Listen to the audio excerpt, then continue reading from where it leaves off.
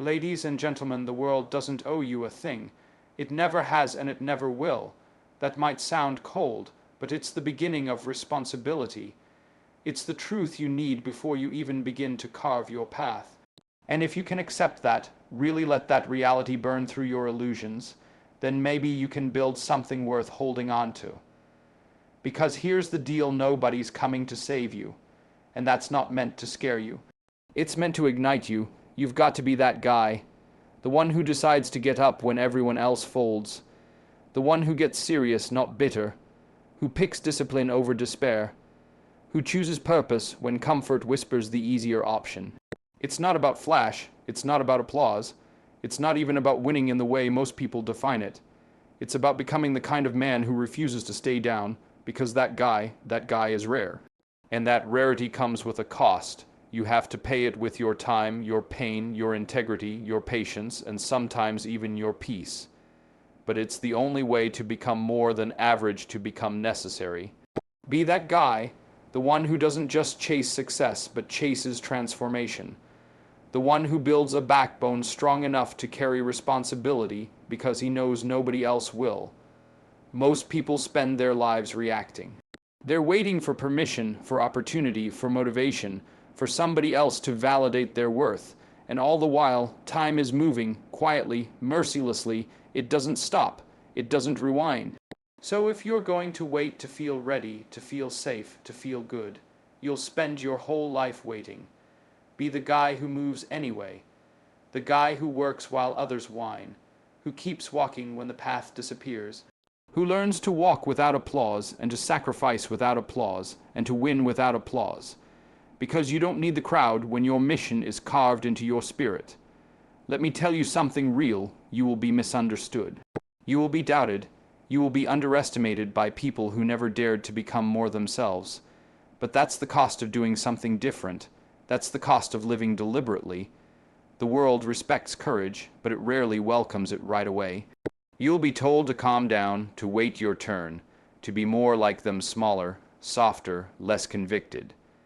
Don't be that guy who holds the line. The one who builds himself like a fortress, not just for himself, but so others can shelter from the storm too. Because leadership isn't about being on stage. It's about being reliable when everything falls apart.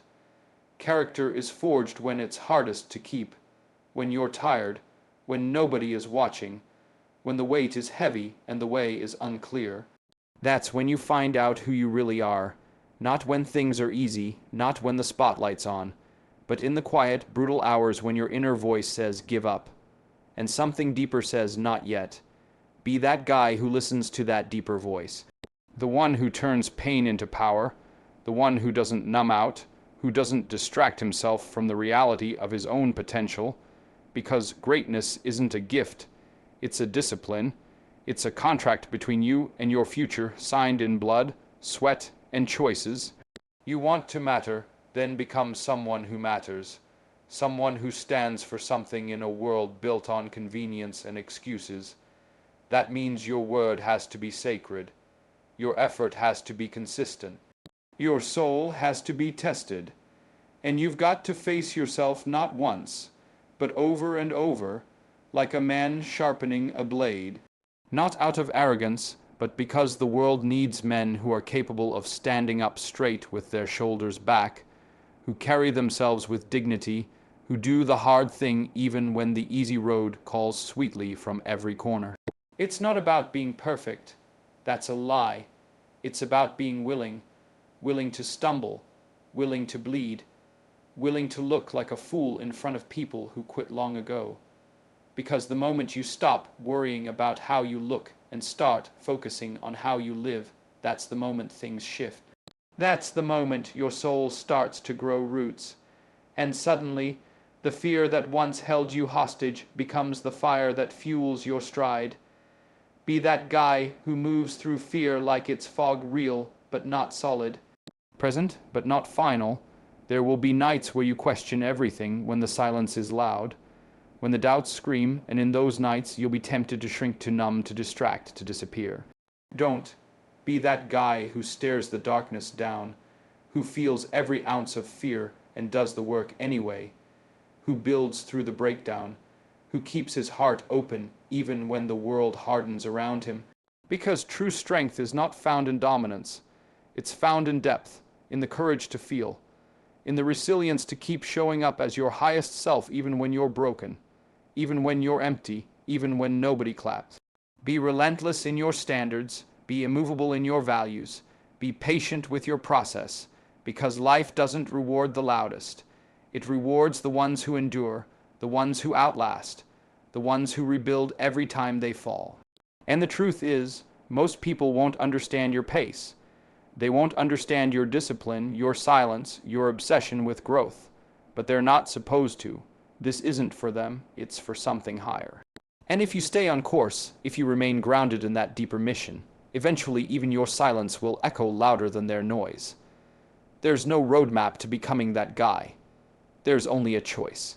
Over and over, in the mundane, in the difficult, in the daily decisions nobody sees, you become that guy when you decide to clean up what you can control: your habits, your attitude, your attention, your actions. You become him when you make peace with discomfort, when you welcome challenge as the sculptor of your strength. You don't rise by accident, you rise by design. And design takes intention, takes sacrifice, takes standing alone long enough to realize that solitude isn't punishment, it's preparation. You want to lead, then become someone who can be followed. Someone who doesn't just talk but walks with integrity, with humility, with direction. Someone whose example cuts through confusion, because the world is starving for real men, not perfect ones, but principled ones. Men who don't need power to feel important. Men who know that service is the highest form of authority. Be that guy, the one who lifts others not because he's above them, but because he's strong enough to carry weight they can't yet hold. Every moment you have is a vote for the kind of man you're becoming. Every compromise, every delay, every excuse, that's a vote against your greatness. And every act of discipline, every small win, every quiet moment of accountability, that's a vote in your favor. So what's it going to be? Will you sell yourself short for the fleeting comfort of now? Or will you invest in the long game, in the man who emerges on the other side of every test? The man who isn't just surviving life, but commanding it with clarity and conviction. It's easy to be a spectator, to comment, to critique, to coast, but it's another thing entirely to get in the arena, to sweat, to risk, to build, to lead. So stop watching other men live the life you were born to build. Stop scrolling past your own potential. Stop lying to yourself about how much time you have left. Be that guy, the one who gets serious, the one who starts, the one who finishes, the one who, at the end of the day, has no excuses left, only results, only growth, only a life that speaks for itself. Be the guy who doesn't blame, who doesn't wait, who doesn't flinch. Be the guy who reclaims his name from mediocrity, who decides his legacy in the dark before anyone believes in him. And when people finally notice, let it be an afterthought. Because real men don't need to be seen to be significant. They just need to be ready. And brother, if you're reading this, it's time to get ready. Responsibility is not a burden, it's a calling. And it starts when you look in the mirror and decide to stop pointing fingers at the world. Most people are experts in blame. They blame their parents, the government, the economy, their past, their pain, and anything else they can grasp at to explain why they're not where they want to be. But here's the harsh truth that nobody wants to say out loud: that road leads nowhere. You can carry that blame around like a badge of honor, but it won't change your future. It only guarantees that your future looks like your past. You want something different, then take responsibility. Fully, completely, without escape routes. See, it's easy to say I would have made it if not for them. It's convenient, it keeps your pride intact, but it also keeps you weak. It keeps you passive, because as long as your failures belong to someone else, so does your power. Responsibility doesn't mean everything is your fault, it means that everything is your problem. Even the messes you didn't create. Because the moment you say, I'll clean it up anyway, you become dangerous in the best way. You become a man who isn't waiting on the world to get better before he acts. You become a man who moves forward regardless of conditions. And that man is rare. You've got pain, good, use it. You've been broken, good, rebuild. You've been betrayed, left behind, overlooked. Welcome to the human experience. Now what? Sit in it forever. Repeat the story for the next 30 years. Or stand up and rewrite the narrative. You've got the pen. Nobody's holding you back more than you. And that's the tension most people avoid, that terrifying truth that the only thing between them and their potential is the part of them that refuses to take ownership. But when you finally accept that, when you finally drop the victim script, you gain access to something far more powerful. Direction, purpose, control. Look around. Most men are drifting. They're distracted. They're passive. They're caught up in things that don't matter: politics, drama, comfort, image, while their lives fall apart quietly behind the scenes. Why? Because taking responsibility is hard. It means admitting you're the problem and the solution. It means showing up when it's uncomfortable. It means looking at the mess inside your own house and saying no more. That's not sexy, that's not easy, but that's where freedom lies. You want power.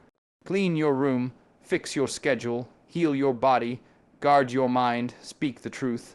Stop lying to yourself about where you are and what it's going to take to get where you want to be. People think they're stuck because of circumstance. No, most people are stuck because of their attitude toward responsibility. They want the rewards of change without the weight of commitment. They want to be fit but don't want to train. They want money but don't want to manage it. They want respect but refuse to become respectable. And then they blame the world for not handing them what they never earned. The truth is, you become powerful when you stop expecting anything from the world and start expecting everything from yourself. When your standard is internal, when your drive comes from vision, not validation. You've been told to take it easy, to forgive yourself, to not be so hard on yourself. But maybe what you need isn't more comfort. Maybe what you need is challenge. Maybe you're not depressed, maybe you're dormant. Maybe your soul is screaming because it was built to carry weight, to fight battles, to pursue meaning, and you've been denying it that purpose by avoiding responsibility. You were not made to drift. You were made to aim, to build, to lead, and that doesn't start when you get a promotion or a title. It starts the moment you take ownership of your next step, no matter how small. Discipline is responsibility in action. Integrity is responsibility under pressure. Consistency is responsibility over time. These are the things that separate boys from men, talkers from leaders, noise from legacy. Because when life punches you in the mouth, and it will only responsibility will keep you standing. Not motivation, not hype, not talent, responsibility. That quiet, grounded commitment to do what must be done even when you don't feel like it. That's where transformation happens. That's where men are made. You can't outsource your character. You can't borrow strength. You can't download discipline. You've got to earn it every day, and the only way you do that is by waking up and choosing to carry what is yours to carry. It might not be fair. It might not be fun, but it will make you someone worth following. Because in a world that teaches you to point outward, to make excuses, to lower your standards, the man who takes responsibility becomes a lighthouse. Not because he's perfect, but because he's anchored, and others will feel that. They'll sense it in your posture, your presence, your words, not because you're louder, but because you're real. And when you mess up, because you don't run from it. Don't bury it, own it fully, apologize when you must, adjust where you failed, learn from what hurt, but never hand your life over to guilt or shame. That's not responsibility either, that's self-pity in disguise. True responsibility means forgiving yourself too, but only after you've faced the truth. It means moving forward better, not bitter. It means using the setback as a stepping stone, not a sentence. Because every man falls, but not every man gets up cleaner, sharper, wiser. You want to be the kind of man people trust. Then be the man who does what he says, who follows through, who carries the weight even when it's heavy, even when no one says thank you. Because that's rare. And rare men are needed more than ever. Don't wait to be asked. Don't wait to be ready.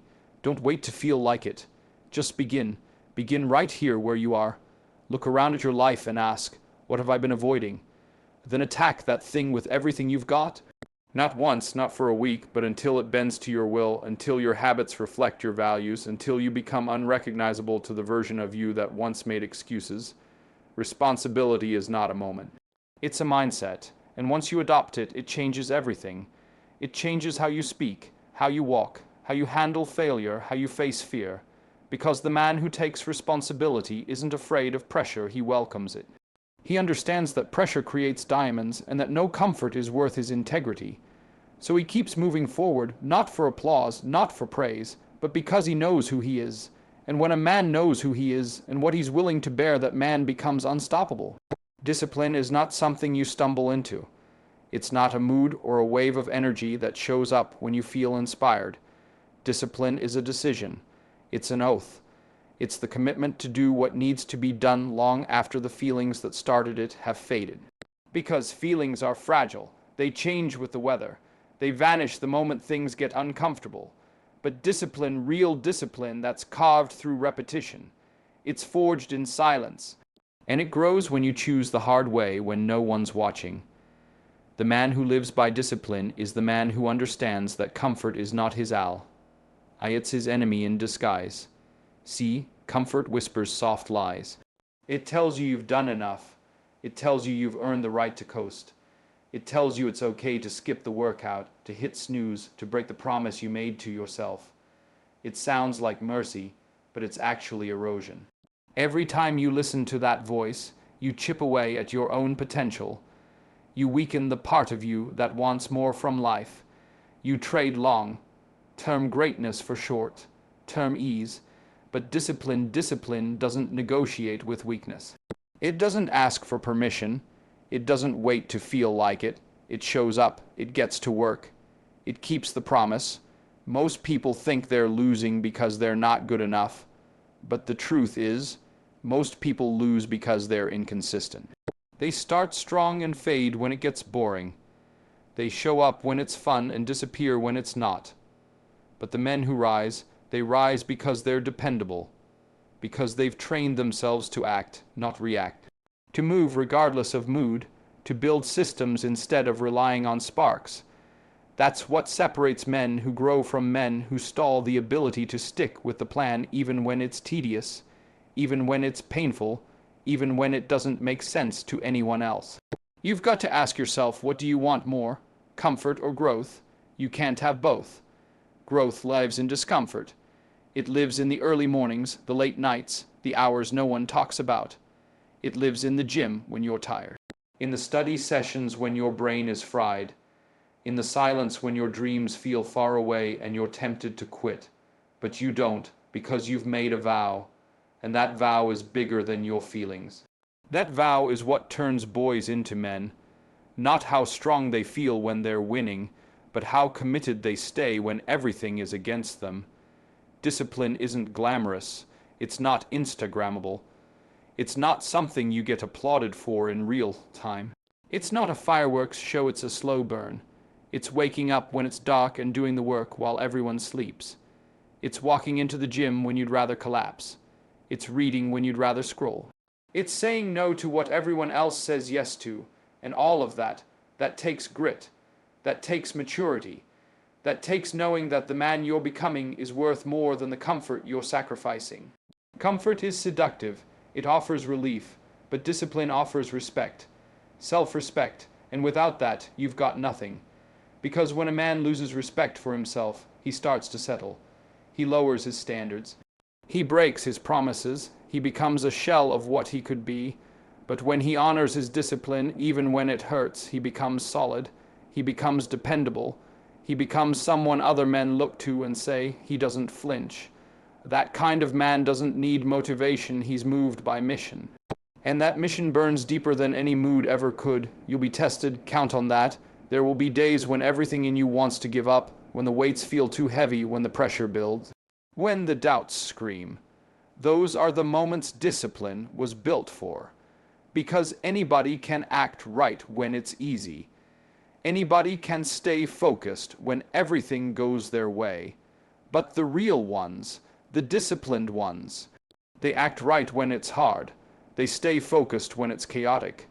They keep moving forward when nothing makes sense. Because they're not here for the easy way, they're here for the better way. And let me tell you, discipline doesn't mean emotionless. It doesn't mean robotic. It doesn't mean you never feel tired or scared or frustrated. It means you feel those things and keep going anyway. It means you use the emotion, but you don't obey it. You let it pass and you stay on task. That's power. That's control. That's the kind of internal authority most people never develop because they've spent their lives chasing comfort and avoiding effort. Comfort is the thief of purpose. Every time you prioritize it, you drift. You become reactive instead of proactive. You start blaming instead of building. You seek distractions instead of direction. But the disciplined man, he's rooted. He's focused. He's not perfect, but he's persistent. He's not fearless, but he's faithful to his goals. And in a world full of men who talk, who boast, who flash, he's the one who delivers. Because while they were flexing, he was working. While they were wasting time, he was preparing. And when it's time to perform, he's not rusty, he's ready. No one will hand you a disciplined life. You build it, one rep at a time, one decision at a time, one early morning at a time, and yes, it's exhausting. But it's also liberating, because once you learn to delay gratification, to choose principle over impulse, you become the master of yourself. And that kind of power, that kind of strength, it can't be faked. It can't be bought. It can't be taken away. It's earned, and once it's earned, you carry it everywhere into your work, your relationships, your health, your legacy. You want to lead, then learn to suffer well. Not in silence, not with bitterness, but with purpose. Learn to do the right thing when no one's watching. Learn to push when no one's clapping. Learn to train when no one's forcing you. That's where confidence is born. Not in compliments, but in consistency.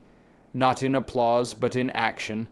And eventually, that compound interest of discipline pays out. Not all at once, but slowly, quietly, then suddenly. The reward isn't just success itself, and it's the ability to trust yourself, to know that when you say you'll do something, you do it, that when chaos hits, you won't collapse, that when opportunity comes, you'll be prepared, because discipline isn't about restriction, it's about freedom. It's about creating a life where you're not ruled by cravings, impulses, or convenience. It's about becoming the man who walks into any room and doesn't need to prove anything because his life already proves it for him. Purpose isn't loud. It doesn't beg for attention or scream for applause. It moves in silence, anchored in meaning, rooted in conviction. Purpose doesn't show up to impress. It shows up to fulfill. And if you're serious about building a life that matters, a life with substance, you've got to stop chasing the applause and start chasing the mission. Because applause fades. It's fickle. It shifts with trends, moods, popularity. One day they cheer, the next day they boo. But purpose doesn't change with the wind. It stays. It holds you steady when the crowd disappears, when the noise dies down, when you're left with nothing but the work in front of you, and the man staring back in the mirror. Too many people are addicted to being seen. They care more about being noticed than being useful. They post more than they practice. They talk more than they train. They want praise without pressure, credit without contribution, spotlight without substance. But the world isn't moved by noise, it's moved by impact. And impact comes from alignment with something deeper than ego. It comes from waking up every day with a reason bigger than yourself. A reason that doesn't require validation to keep going. That's what separates boys from men, the ability to keep showing up for the work. Even when no one says thank you, even when no one claps, even when it's just you and the grind and the silence. You can't serve two masters. You either serve your purpose or you serve your image. You can't do both. Because image demands that you perform for people, that you measure success by likes, applause, reactions.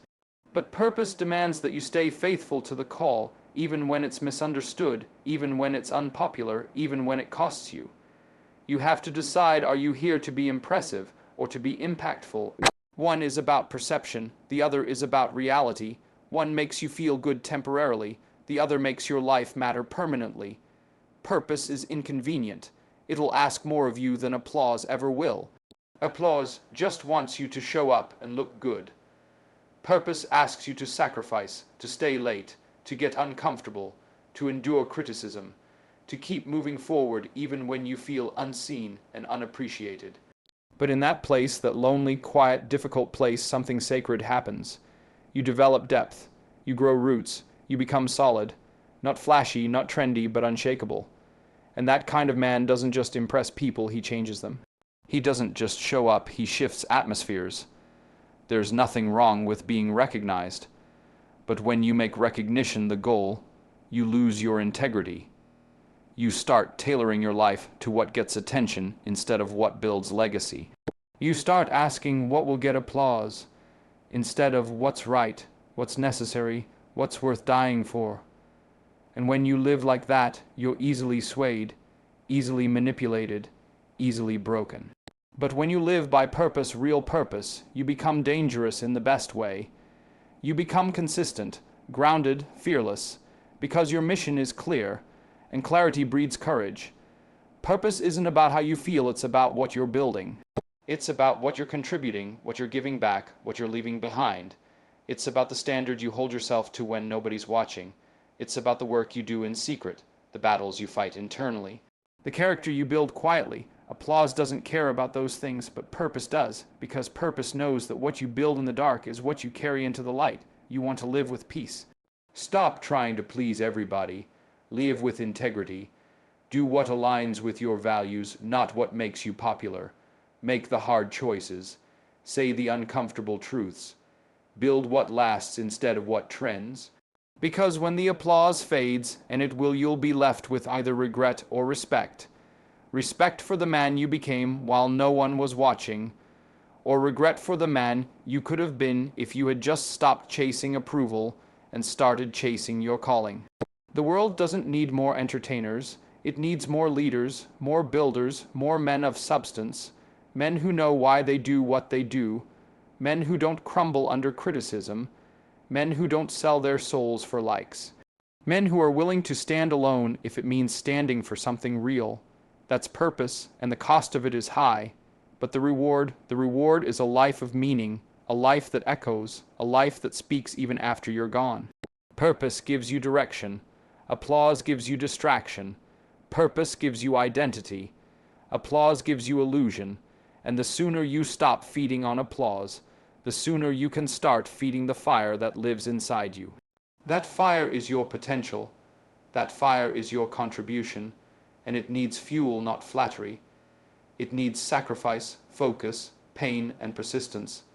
That's how greatness is forged, not in the moments where everyone sees you, but in the moments when no one does and you choose to keep going anyway. You'll be tempted to chase shortcuts, to water it down, to play the game, but you weren't made for games, you were made for glory. Not the kind of glory that fades with attention, but the kind that endures with time. The kind that's built one hard decision at a time. The kind that shows up when no one else does. The kind that bleeds but never bows. That kind of glory comes from purpose and only purpose. So when the world offers you a stage but asks you to compromise, say no. When it tells you to be someone you're not so you can be liked, say no. When it pressures you to conform, to be quiet, to dilute your message, say no. Because every time you say yes to them, you say no to yourself. And the man who loses himself to gain the world ends up empty. But the man who holds to his purpose, who honors his mission, who walks in his truth, that man lives full. Purpose is what makes suffering worth it. It's what gives pain context. It's what turns sacrifice into strategy. Without it, you'll break, you'll run, you'll settle. But with it, you become relentless, you become patient, you become intentional. And that kind of man, that kind of life, leaves a mark. Not because it was loud, but because it was real. Because it stood for something. Because it never bowed to applause. Legacy doesn't happen by accident. It doesn't emerge from passive choices or scattered attention. It's the result of relentless intention. It's built in the quiet hours when nobody's watching and reinforced in the decisions you make when distraction is clawing at your mind. Distraction is everywhere, calling your name with glowing screens, shallow noise, easy pleasure. But legacy requires depth. It requires restraint. It demands that you remember who you are and what you're building even when everything around you tries to make you forget. The average man drifts. He wakes up without direction, checks his phone before his soul, lets the world dictate his values. He's reactive, not purposeful. He lets trends decide what matters and attention spans decide what he does next. But the man who's building legacy, he's different. He's not pulled by the moment, he's anchored to the mission. He's not obsessed with being entertained, he's obsessed with being effective, because he knows that everything he does today is a seed for tomorrow. Every decision, every habit, every conversation, it all adds up. It's either building something or it's wasting something. Distraction promises ease, but delivers emptiness. It tells you it's just 5 more minutes, just one more scroll, just one more day of comfort, and slowly, without realizing it, you start trading your future for your present. You start letting little things become big detours. You start letting your mind go soft, your time go cheap, your standards go low. And before you know it, the vision you once had becomes a memory. That's what distraction does. It doesn't hit you all at once. It rots you gradually. But legacy is built through war. A war against convenience. A war against instant gratification. A war against the false belief that you have time to waste. Legacy demands focus, and focus means saying no to good things so you can say yes to great things. It means choosing structure over stimulation, choosing solitude over noise, choosing long-term reward over short-term relief, and that takes courage, because everything in the modern world is engineered to steal your focus. You have to fight to protect it. You have to train your mind to stay clear when everything is designed to fog it. You want to leave something behind that lasts, then you better start living like time matters, because it does. You don't get to decide how long you live, but you do get to decide how deeply you live. And that depth only comes through conscious choice, through clarity, through refusing to be average. You can't scroll your way into legacy. You can't drift into excellence. You have to wake up and choose it. You have to build rituals that ground you, habits that train you, boundaries that protect you, and if you don't, you'll spend your life distracted, wondering why nothing ever changes. Distraction feels harmless, but it kills more dreams than failure ever will. Failure at least teaches you. Distraction just numbs you. It makes you passive. It dulls your hunger, and the longer you stay distracted, the harder it becomes to hear your calling. That's the real cost, not just wasted time, but a wasted self. A version of you that could have been, should have been, but never was, and you'll feel that ache, not all at once, but slowly, in the quiet, in the regret, in the questions that come when the noise fades and you're left with nothing but the mirror. But it doesn't have to be that way. You can live differently. You can choose to be uncommon. You can choose to put your phone down and pick your vision up. You can choose to stop running from silence and start sitting in it. You can choose to become a man who doesn't chase stimulation, but chases structure. Who doesn't numb himself with distraction, but sharpens himself with discipline. And that man becomes dangerous in the best way. Because he's not scattered, he's not aimless, he's focused, clear, grounded, and focus is a superpower in a distracted world. Legacy doesn't mean fame, it means foundation. It means leaving behind strength, not just stories. It means your kids are better because you were solid. Your community is stronger because you were consistent. Your work lives on because it was built on integrity, not hype. That kind of legacy is rare. Not because it's impossible, but because it's inconvenient. It requires sacrifice. It requires delaying gratification. It requires going against the grain of a world addicted to ease. But if you do it, if you stay the course, your life will echo far beyond your years. So you've got to ask yourself every day, am I building or am I escaping? Am I training my mind or am I letting it rot? Am I filling my days with what matters or am I just killing time? because you don't get those days back. Every hour is either invested or wasted. Every moment is a chance to get sharper or get softer. And if you don't take that seriously, you'll wake up one day with everything except peace, success without soul, reputation without roots, movement without meaning. You want clarity, turn down the noise. You want strength, stop numbing your discomfort. You want legacy, live like it. Show up for the work even when it's boring. Stay consistent even when it's invisible. Train your focus like your life depends on it, because it does. The ability to stay present, to stay grounded, to stay locked in on what actually matters, that's the rarest skill in the world right now. And it's the one that separates men who drift from men who lead. Let the others scroll, let them chase trends, let them waste their potential looking for likes and chasing validation. But not you. You're not here to fit in, you're here to build. You're here to break cycles, to set standards, to leave something behind that lasts, that requires silence, that requires reflection, that requires a refusal to be seduced by distraction. Because distraction doesn't just steal time, it steals destiny. And destiny is what you're here for. You're not here for entertainment. You're not here to be liked. You're here to become someone worth remembering, to live in such a way that the people who come after you stand taller because you refuse to settle.